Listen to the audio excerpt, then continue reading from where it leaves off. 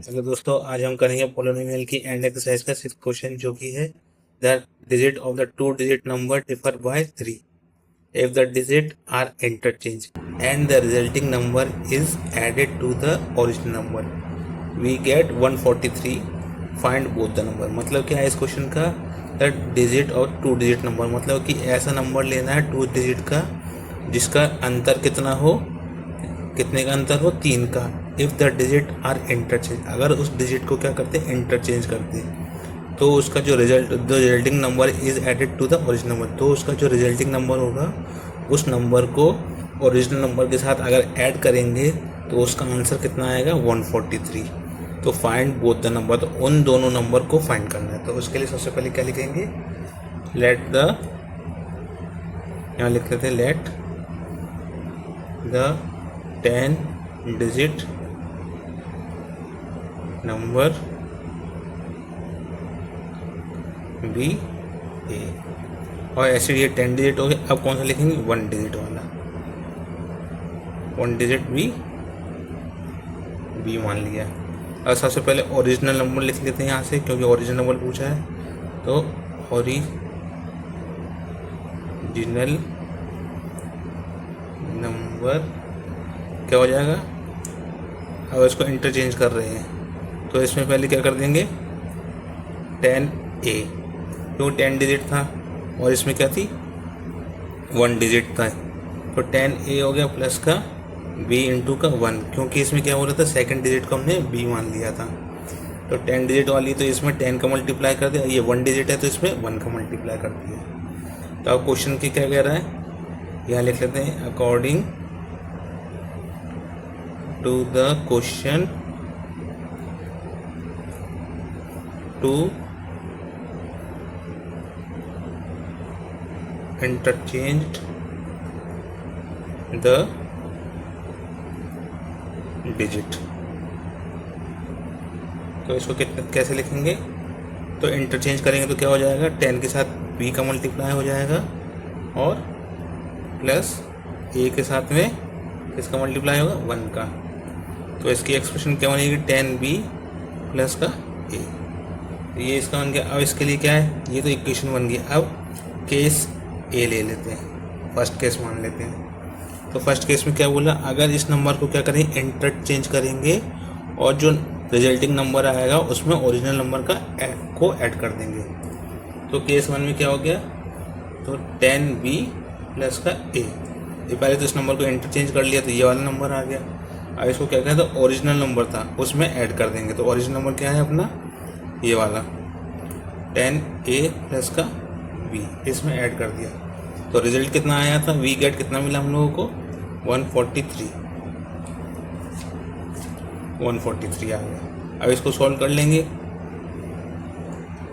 तो 11, ये 10a और एक ही है तो 11a हो गया प्लस का 10b और 1, 11b इसका भी हो गया. तो 11b इसका भी आ गया, तो आ गया 143. तो 11 कॉमन ले लिया तो a प्लस का b इक्वल टू का 143.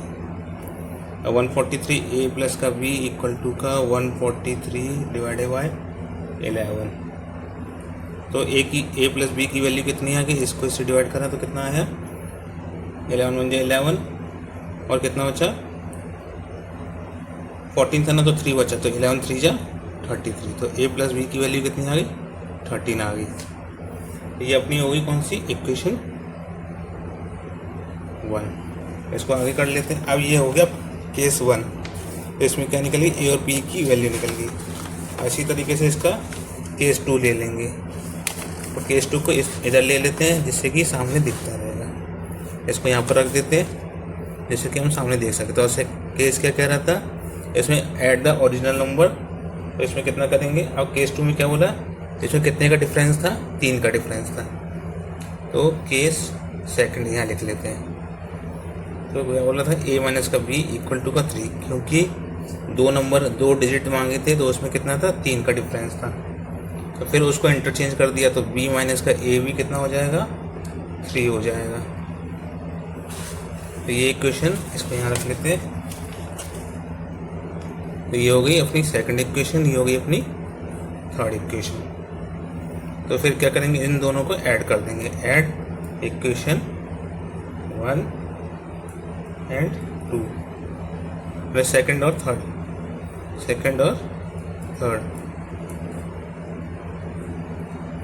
तो इसमें क्या करेंगे,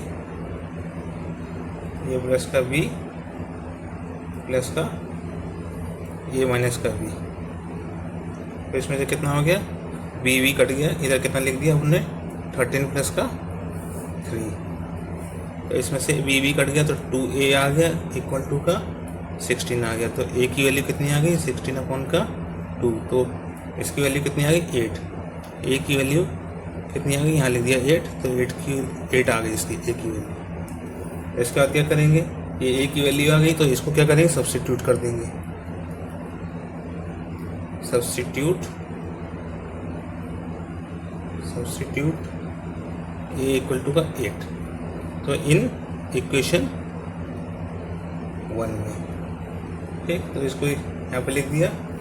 तो फिर यहाँ पे क्या करो, a प्लस का b इक्वल टू का 13, और इसमें क्या a की वैल्यू यहाँ पर रख दो जिससे कि b की वैल्यू निकल जाएगी, तो b इक्वल टू का 13, b इक्वल टू कितना होगा 13 माइनस का 8, तो b की वैल्यू कितनी आ गई 5 आ गई, 13 माइनस 8 कितना होता है 5 होता है। इसी तरीके से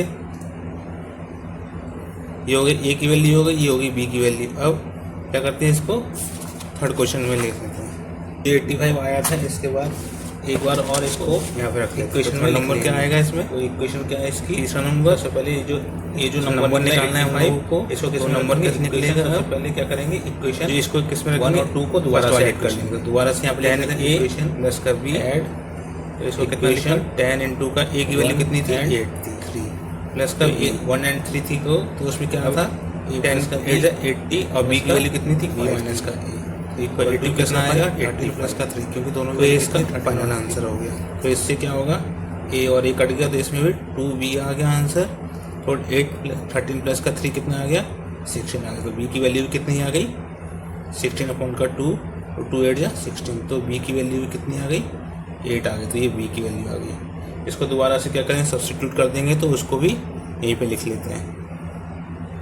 तो सब्स्टिट्यूट करने के लिए यहाँ पे लिख लेते हैं,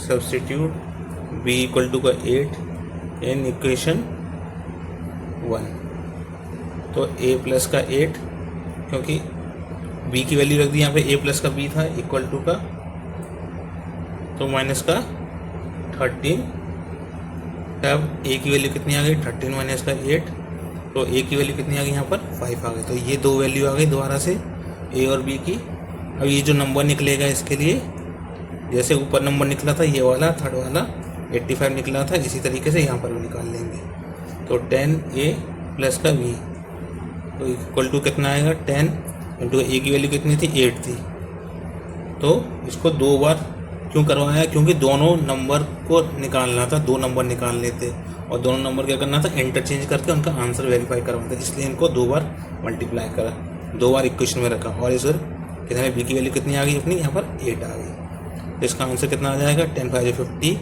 प्लस का 8, तो 58। लास्ट में क्या लिखेंगे, द पॉसिबल